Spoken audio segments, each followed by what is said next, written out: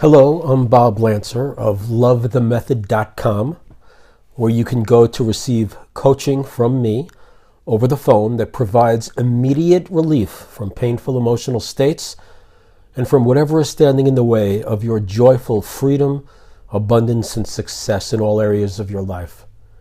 The method is not a philosophy. It's a simple, powerful process that you will learn to do for yourself and others that awakens you to the inner cause of your problems and their solutions. And the article I'm going to read from you today is called Wake Up from the Super Bowl and the Presidential Election. Prognosticators beware. And it's all about freedom from worry. How much time do you spend worrying about the future? What is worry but a logical assumption that brings us anxiety and maybe even terror about an imaginary outcome? Aside from the sheer pain of it, a very practical problem with worry is that it is self-defeating. By focusing our attention on a fantasy future, it distracts our attention from seeing all we can do right here and now to create the future that we want. Worry is also destructive to our health and to our relationships. It keeps us suffering in the stress of fear, which is toxic to our body, and it makes us more irritable, quick to anger, and harder to get along with in our relationships. Worry is a negative all the way, and yet, while we indulge in it, we really do not know what is going to happen. No matter how logical your worry may be, it is both pointless and groundless. Why do we indulge in it?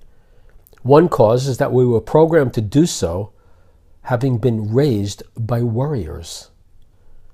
The deeper cause is that we pay too little attention to how it actually impacts us.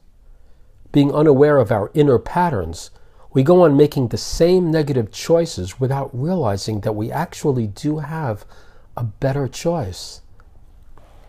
Let's see how a couple of recent events that shocked the world can help us to get free from the joy-wrecking pain of daily worry. Did you notice something peculiarly, even uncannily similar about the Super Bowl and the recent U.S. presidential election? The Falcons, like Clinton before them, appear to have clinched the outcome. By the end of the third quarter, Falcons fans had no doubt that things were heading toward a huge Atlanta celebration. But then the Patriots, like the Republican presidential nominee before them, pulled off a tremendous upset in the end, defying the expectations held by virtually everyone just a few minutes earlier. Both of these events had billions of viewers, and both played out almost identically. Everyone was sure that things were going one way right down to the wire, when all of a sudden things dramatically turned around to go just barely the other way. What's the meaning of this coincidence witnessed by billions of us? Is there a spiritual lesson here? Sardonically, one might find a political lesson. Did the Russians and some American traitors influence the Super Bowl too? Most probably not. Speaking about spiritual aspects of what happened, here's one. As I was watching the Super Bowl with mild disinterest in Atlanta with fellow Atlanta residents, including my 2 children, at the start of the overtime segment, my 14-year-old joined the adults in the room, excluding me, as they dropped to their knees to pray intensely to God with closed hands and closed eyes that he bring the Falcons to victory. I found this display of religious fervor of real interest, as I considered that no matter who won the game, the lives of these quote-unquote believers would not be impacted in any real way. For instance, my children would still be going through the challenges of their parents' difficult divorce. And yet, here they were, acting and emotionally reacting as if a home team victory really mattered. More significantly to me, as if their prayers would have any real influence on the outcome. When the Falcons lost, I observed no theological discussion following. No one questioned why their prayers were not answered. No one postulated that the reason might be that perhaps more people had prayed for the patriots, as if the divine is ruled by a democratic process. No one mentioned that perhaps Nietzsche had been correct when he said that God was dead. No one seemed to have any reaction to God seeming to be deaf to their plea. They simply felt shock and disappointment about the game's outcome, utterly indifferent regarding God's apparent lack of responsiveness. To me, there was a spiritual lesson right here. Praying to God for a particular outcome implies that God is not perfectly in control already, that everything is not always working out according to a perfect plan. A wiser prayer to me than asking for a specific outcome is for help in making the best choices that I can make in the present moment.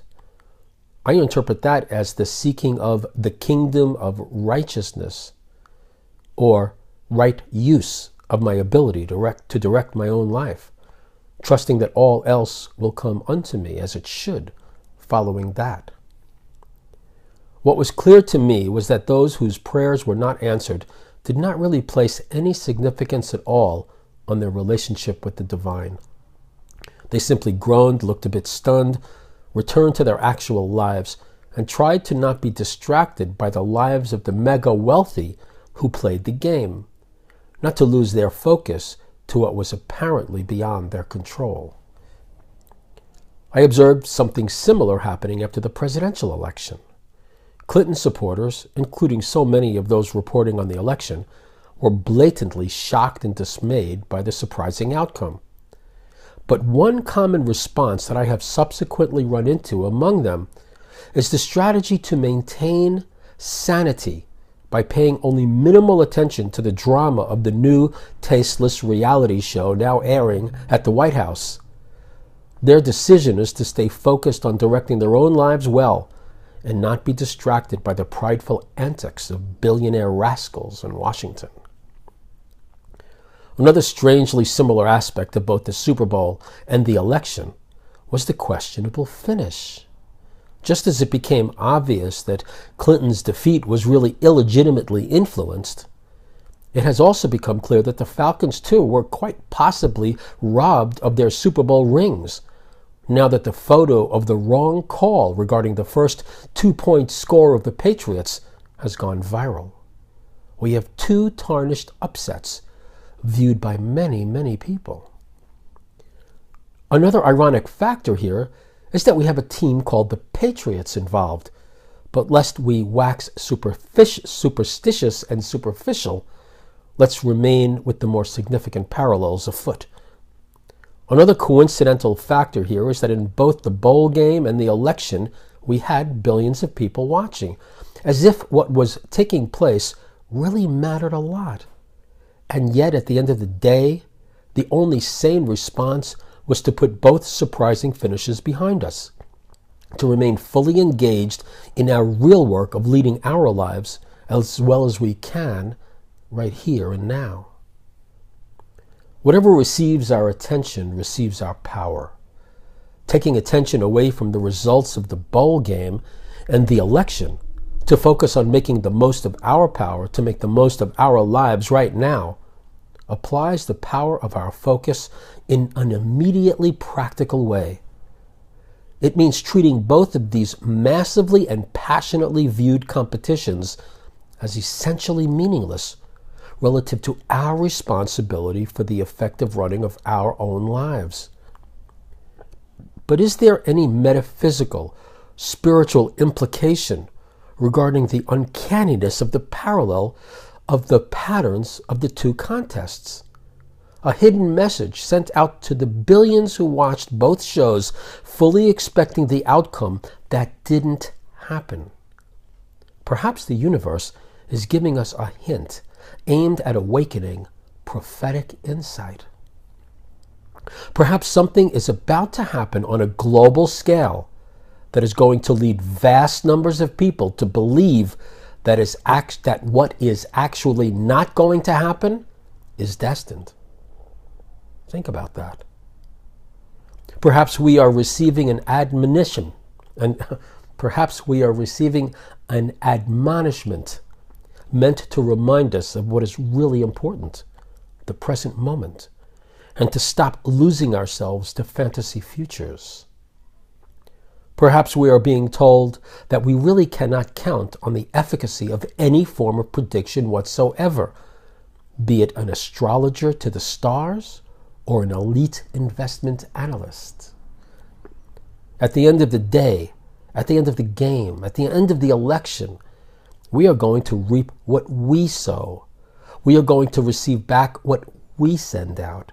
Doesn't matter what others do, even those who hold the highest offices in the land, even those who capture the hearts of adolescents and adults who treat meaningless shows as important. Nothing trumps the fact that we reap what we sow.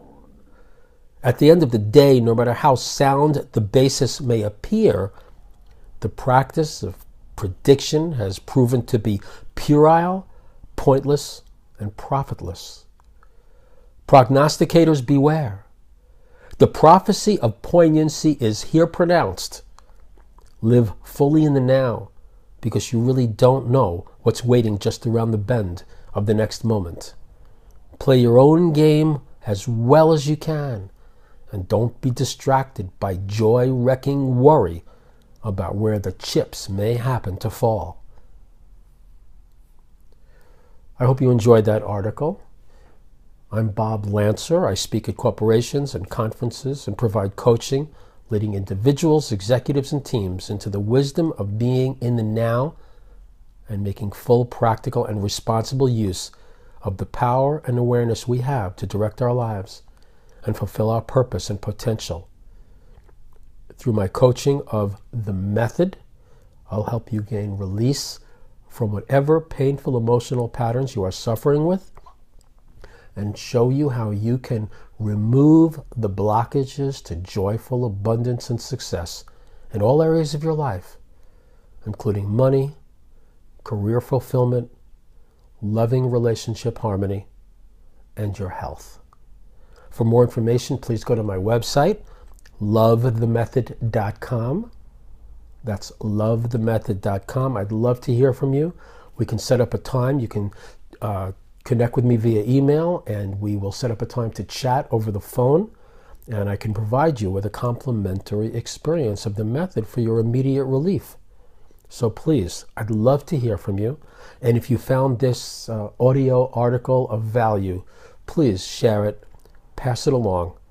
I hope you found it of value. Thank you again for paying attention to this important message.